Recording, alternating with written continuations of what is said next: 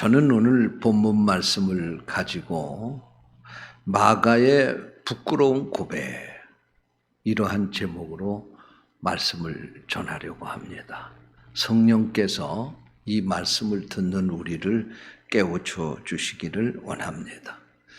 예수님께서 공생애를 사시면서 제일 먼저 하신 일이 12 제자를 선택하신 일인데, 12 제자를 선택하신 그 이유가 마가복음 3장 14절 15절에 나옵니다. 예수님이 12 제자를 선택한 이유는 두 가지였습니다. 첫 번째로는 예수님과 함께 있으려고 제자를 선택하셨습니다. 두 번째로는 전도하기 위해서 제자를 선택하셨다는 것입니다. 예수님이 제자를 선택하신 것은 이렇게 두 가지 이유 때문에 제자를 선택을 하셨다고 마가복음 3장 14절 15절에 말씀하고 있습니다. 그런데 진정으로 예수님과 함께 하려면 십자가를 져야지만 하는 것입니다. 예수님은 누가복음 9장 23절에서 아무든지 나를 따라오려거든 자기를 부인하고 자기에게 맡겨진 십자가를 지고 나를 쫓으라고 하셨습니다. 여기서 자기를 부인한다고 하는 것은 자기의 것을 부인할 뿐만 아니라 자기 자신까지도 부인하는 것을 말씀하고 있는 것입니다. 그런데 자기 자신을 부인하는 것은 죽음 외에 다른 뜻이 또 있겠습니까? 여러분, 여기 십자가를 지고 나를 쫓으라고 하셨는데 십자가는 당시의 사용의 도구였습니다. 이 말씀은 주님의 제자가 되려면 언제든지 주님을 위해서 죽을 준비가 되어 있어야 된다고 하는 말씀인 것입니다. 예수님의 제자가 되기 위해서는 목숨을 바칠 각오가 되어 있어야 된다는 말씀입니다. 예수님과 함께 십자가를 지고 그 길을 가야 된다고 하는 것은 예수님과 함께 예수를 위해 죽을 준비가 되어야 한다는 말씀입니다. 그래서 바울 사도는 갈라디아서 2장 20절에서 이렇게 고백을 했습니다.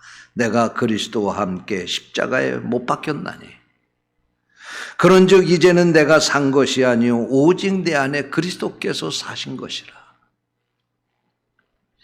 바울 사도는 예수님의 부름을 받고 사도가 된 후에 그는 자기 자신을 온전히 그리스도를 위해서 죽였다고 이렇게 고백을 하고 있습니다. 사랑하는 성도 여러분, 오늘 우리도 예수님의 제자인 줄로 믿습니다. 우리가 진정으로 끝까지 주님을 따르려고 하면 오늘 우리에게도 바울 사도와 같은 자세, 십자가를 지고 주님을 따라야 할 준비가 되어야 할 줄로 믿습니다. 두 번째로 예수님이 제자를 선택하신 이유는 전도하기 위해서였습니다. 사실 예수님이 다니면서 전도를 하셨지만은 그러나 예수님 혼자서 이 모든 세상의 모든 사람들에게 전도하실 수 없었습니다. 그래서 더 많은 사람들, 더 많은 영혼들을 구원하기 위하여 예수님은 제자들을 선택하셨다는 말씀입니다. 마가복음 1장 17절에 보면 예수님이 갈릴리 바닷가에 가셔서 어부들을 선택하시면서도 어부들에게 나를 따라오너라 내가 너희로 사람 낚는 어부가 되게 하리라 말씀을 하시면서 그들을 제자로 부르셨습니다. 사람 낚는 어부가 무엇입니까? 죽어가는 영혼들을 구원하는 전도자가 되라는 말씀 아닙니까? 또한 마가복음 3장 14절 15절에 보면 전도하기 위해서 12 제자를 택하셨다고 말씀을 하셨고, 사도행전 1장 8절에 보면 예수님이 이 세상을 떠나시고 하늘나라로 승천하시면서 마지막 남기신 말씀도 땅끝까지로 복음의 증인이 돼야 된다고 말씀을 하셨습니다. 그런데 오늘 읽은 이 본문 말씀에 보면 예수님이 이와 같은 일을 하시기 위해서 제자들을 선택했는데 제자들은 예수님을 3년 동안 따르다가 또 이런 일을 하기 위해서 예수님과 함께하고 예수님께 훈련을 받다가 그들은 마지막 순간에 이 모든 일들을 거부했다는 사실을 볼 수가 있습니다. 제자가 되기를 포기했습니다. 처음에는 제자가 될 각오를 가지고 예수님 부르심 앞에 응답하고 예수님과 함께 동행하며 동고동락했지만 그러나 이 같은 길을 가기에는 자신들이 너무나도 감당하기가 어려웠습니다. 예수님의 제자로서 끝까지 살아간다고 하는 것은 너무나도 험악한 길이었습니다. 그래서 결국 그들은 오늘 읽은 본문 말씀에 보면 주님을 따르겠다고 나섰다가 결국은 실패하게 되었다고 하는 이야기가 기록된 것이 바로 오늘 본문 말씀입니다.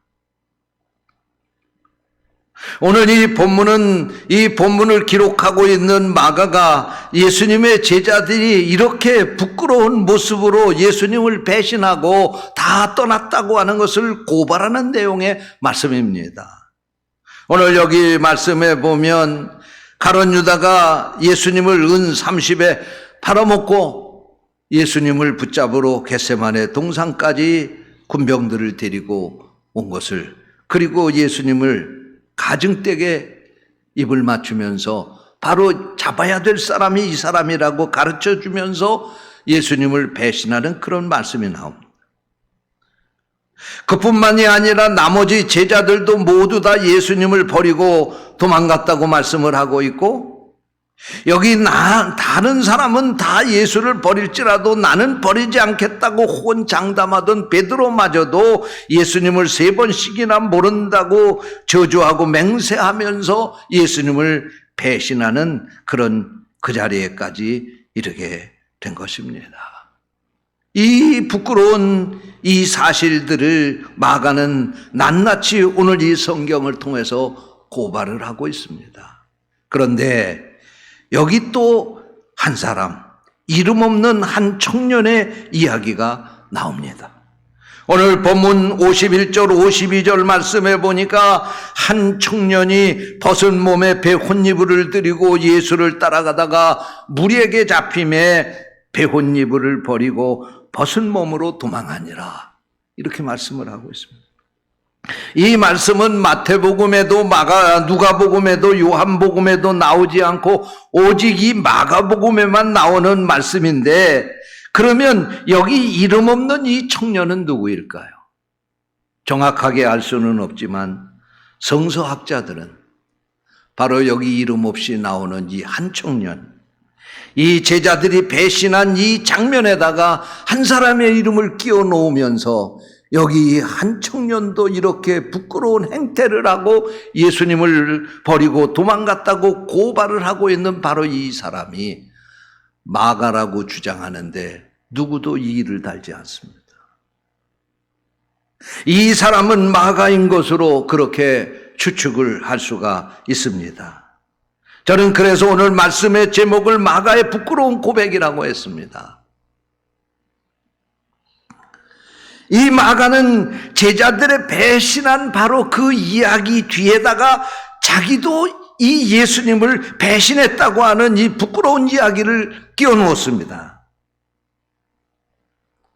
사실 이 마가가 이 말씀을 기록할 당시에 이 마가가 이 예수님을 버리고 도망을 갔을 당시에 사실 그 마가의 위치는 제자들과 함께 이름을 거론할 만한 그런 자리에까지 이르지 않은 그런 사람이었습니다.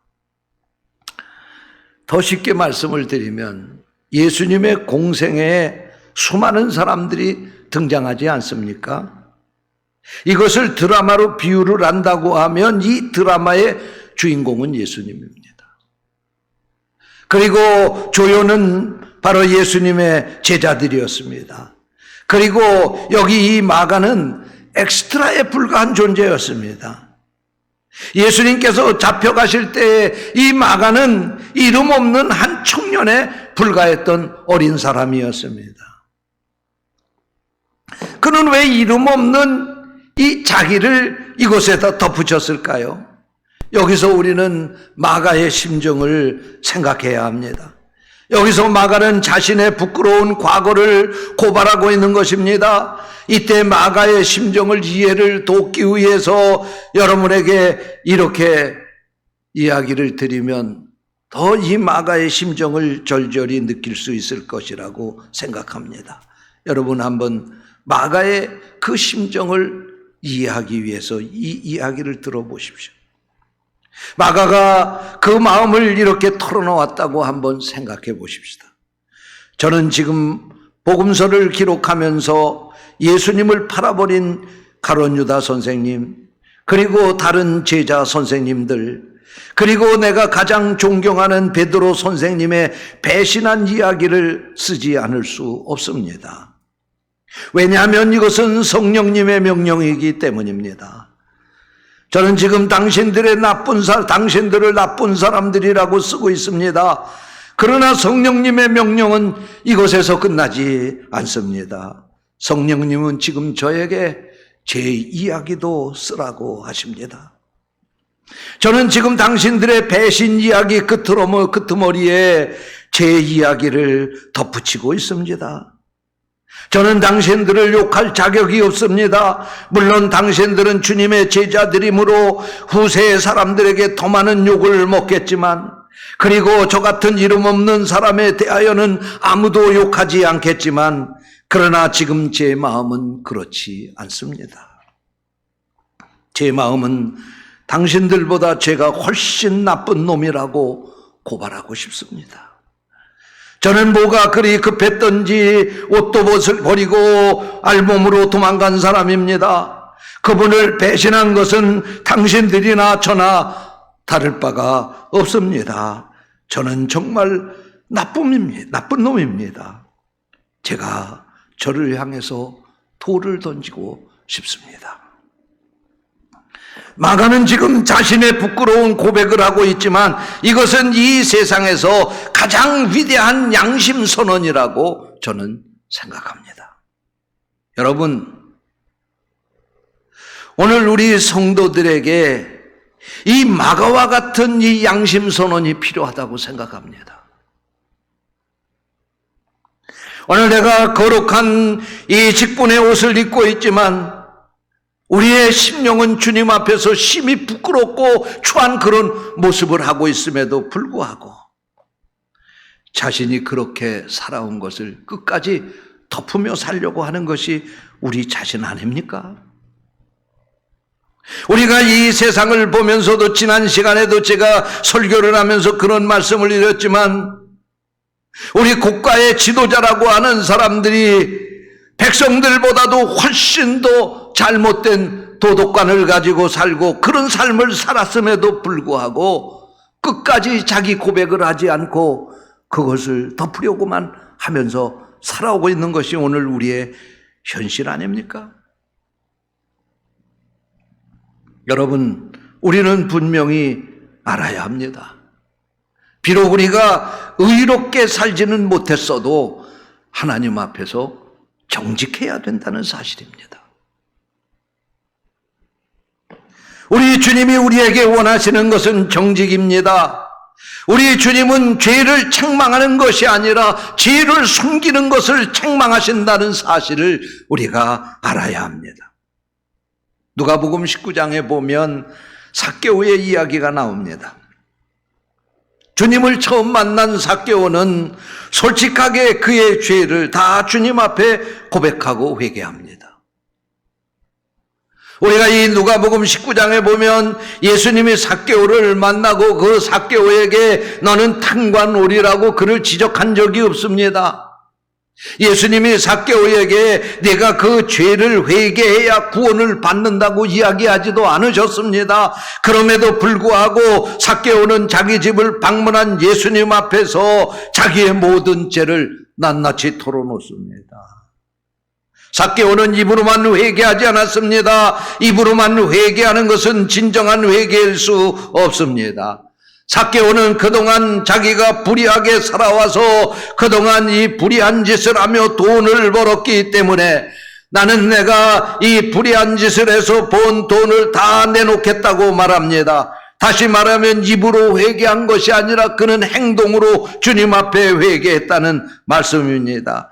자기가 불의하게 번 돈을 다 돌려주겠다고 고백을 한 것입니다. 여러분, 이것이 바로 성경이 말하는 회개에 합당한 열매를 맺은 것입니다. 우리 성도들이 잘못 믿는 경우가 많습니다. 기독교의 교리는 분명히 믿음으로 구원을 받는 것입니다. 그러나 죄를 짓고도 자기의 책임을 회피하기 위해서 믿음 뒤에 숨어 있으려 한다고 하면, 형식적으로 회개하고도 그것이 용서를 받은 것이라고 생각한다고 하면 그는 진정으로 구원을 받았다고 말할 수 없습니다. 분명히 믿음으로 구원을 받습니다. 그러나 구원받았다고 해서 죄를 지어도 되는 것은 아닙니다. 더 쉽게 말씀을 드리면 나쁜 짓을 하고도 예수를 믿으면 천국에 간다고 하는 것은 올바른 믿음이 아닙니다. 예수님은 어느 곳에서도 그렇게 가르치신 적이 없습니다. 사랑하는 성도 여러분, 오늘 이 마가의 부끄러운 고백은 그의 잘못된 믿음을 청산하는 계기가 되었습니다. 그의 잘못된 인생을 청산하는 계기가 된 것입니다. 그리고 주 안에서 새롭게 출발하는 계기가 된 것입니다.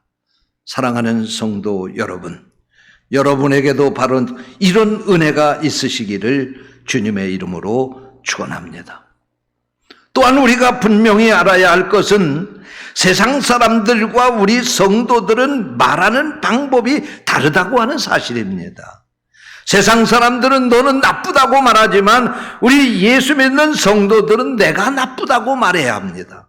세상 사람들은 너 때문이라고 그렇게 말하지만 성도들은 나 때문이라고, 내 탓이라고 그렇게 말할 수 있어야 합니다. 왜 우리가 이렇게 말해야 합니까? 그 이유가 있습니다.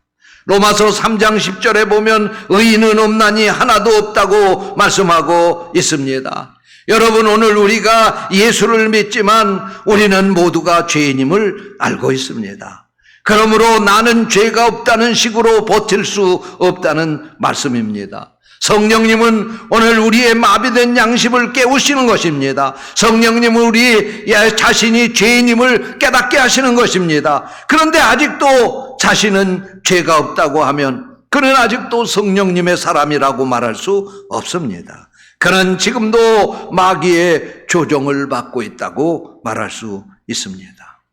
마가는 자신의 부끄러운 고백을 통해서 솔직하게 자신의 죄를 내어놓고 내가 바로 이렇게 못된 죄인이라고 시인하고 있는 것입니다. 그러면 마가가 왜 자신의 부끄러운 이 이야기를 고백하고 있을까요? 마가가 이 본문에서 자신의 부끄러운 과거를 고백하려고 하는 더 중요한 이유가 있습니다. 마가가 이 마가복음을 기록할 때에는 그가 벌거벗고 도망하는 일이 있은 후 약 30년이 지난 그때의 일인 것입니다. 그러므로 마가는 이 말씀을 쓸 때에는 이미 30년 전에 그 옛날 이야기를 지금 쓰고 있는 것입니다.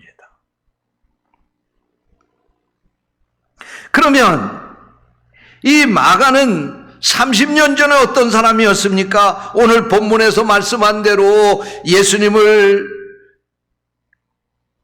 따라가다가 결국은 자기도 죽음이 두려워서 자기 겉에 걸치고 있던 혼이불도 벗어 던지고 알몸으로 도망갔던 바로 그런 사람이었습니다.